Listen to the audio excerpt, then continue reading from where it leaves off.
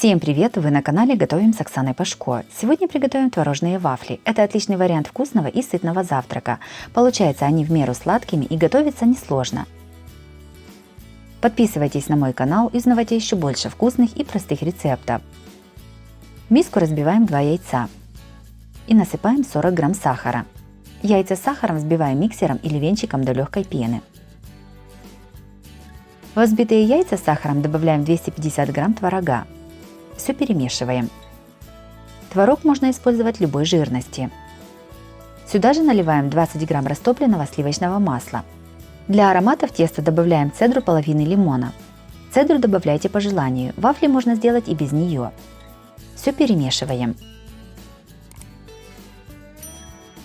Берем примерно 80 грамм муки и насыпаем в нее 1 чайную ложку с горкой разрыхлителя.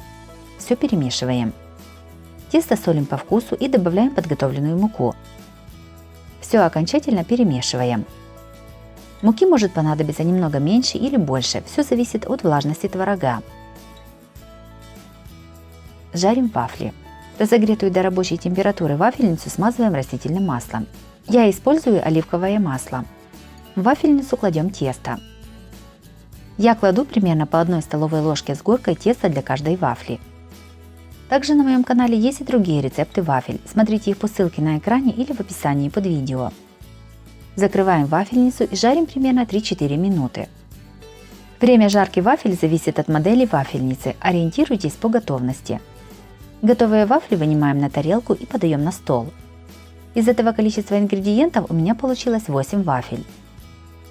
Вафли на твороге получились очень вкусными и ароматными за счет цедры лимона.